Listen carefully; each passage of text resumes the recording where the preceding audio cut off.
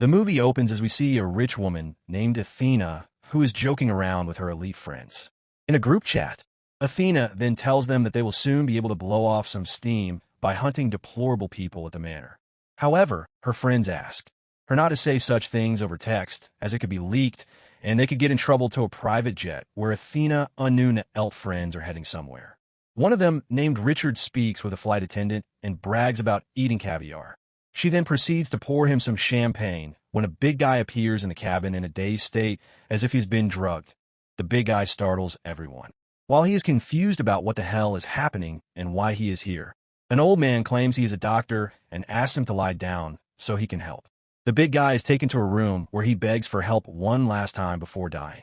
In the same room, we see a woman known only as Yoga Pants lying unconscious. The next morning, Yoga Pants wakes up in a field with a gag locked into her mouth. She then notices another gagged woman named Crystal in the distance and calls her. But Crystal ignores her and walks away.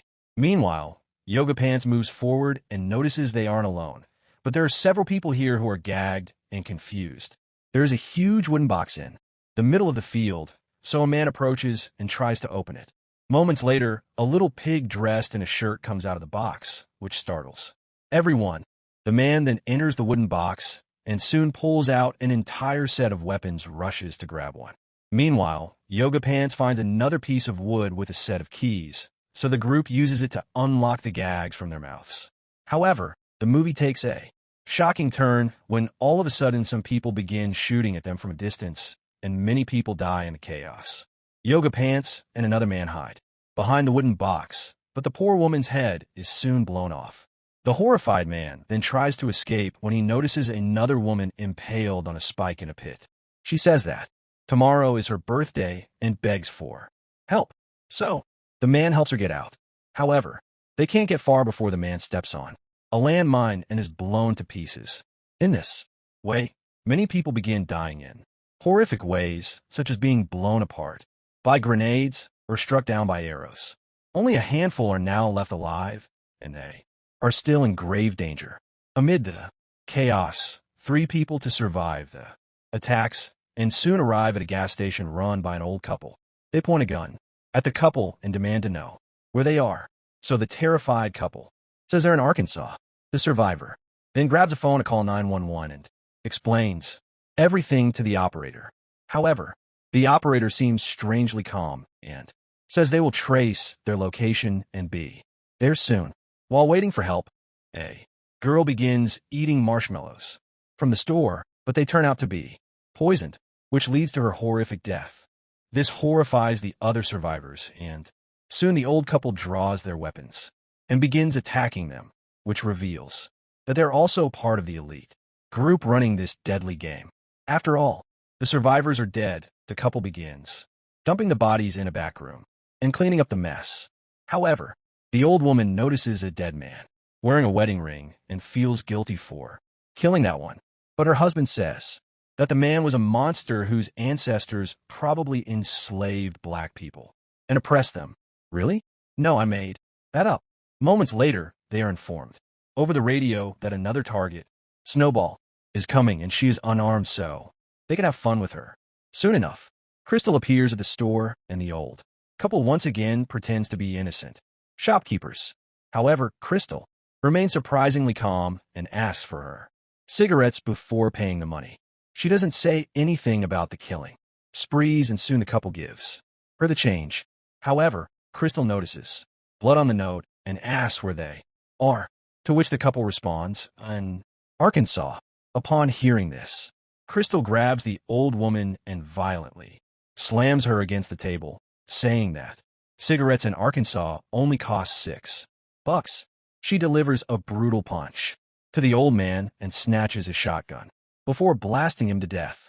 She then turns her attention to the old woman and brutally shoots her to death as well. Next, Crystal leaves the store with the radio and the old couple's shotgun. She then notices a car outside with a fake Arkansas license plate and spots a bomb underneath the vehicle. Crystal then begins hearing on the radio other elites talking to each other about the killing spree.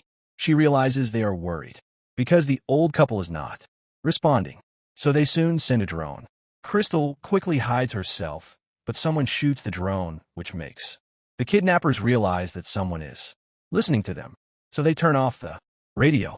Moments later, another survivor named Gary arrives and points a gun at Crystal, but she explains that she is also a victim like him. She then tells him he shouldn't have fired at the drone, as now the killers are fully aware of their presence.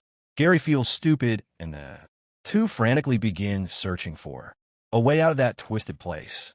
Moments later, they reach the train tracks and soon spot a train approaching. So, they sprint at full speed and manage to leap onto the train. There, the duo notices a group of refugees, and Gary quickly readies his gun to defend himself. The refugee leader begins speaking in Arabic and begs for mercy, but Gary thinks they're just actors placed by the elites to fool them. He points the gun at the leader guy and threatens to shoot him, when all of a sudden the train comes to a stop. Moments later, several foreign soldiers arrive and begin unloading the illegal refugees. Gary tries to explain to the soldiers what is happening, but they speak in a language unknown to him. As the soldiers walk away, the refugee leader suddenly calls Gary by his name, saying that the soldiers probably didn't believe his story. It turns out that this man is also one of the elites, and he tells Gary and Crystal that even though he is acting, these refugees and the soldiers are real. This makes Gary furious. So, he lunges at the man, which leads to a huge fight between them. At one point, the elite man drops a grenade from his bag, so Gary grabs it and stuffs it into the man's pants. He and Crystal begin running away while the elite man tries to pull the grenade out, but fails and literally explodes into pieces nuts. First, following this, Gary immediately runs away from there, while Crystal is taken by the soldiers to a refugee camp. There she meets a commander who speaks English, and she is shocked to learn that she is in Croatia. Crystal then explains her story, and they bring in another man, Don, who arrived a while ago with the same story of being kidnapped and hunted.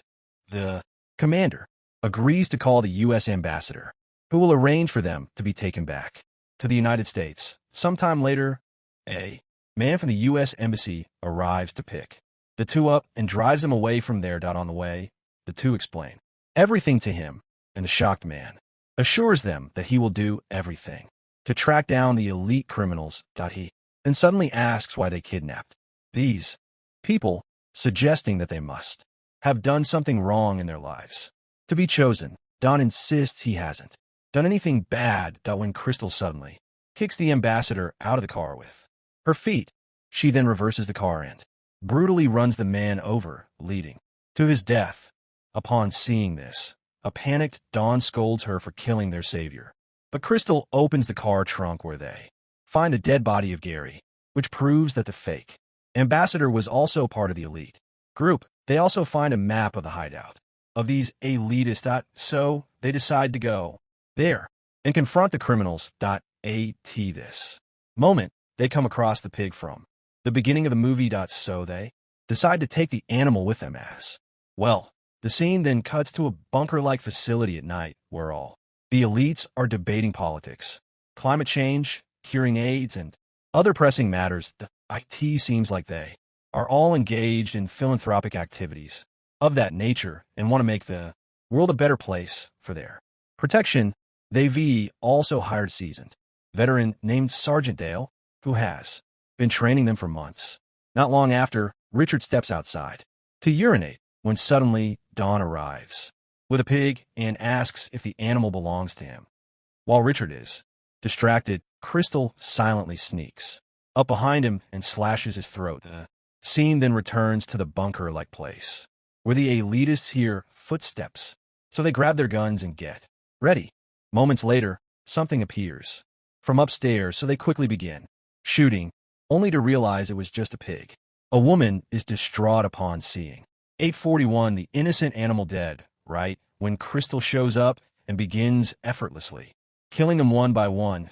The group tries their best to fight her, but even with their combined effort, they are no match. Moments later, Don arrives from upstairs and is shocked to see that Crystal has taken down all of them.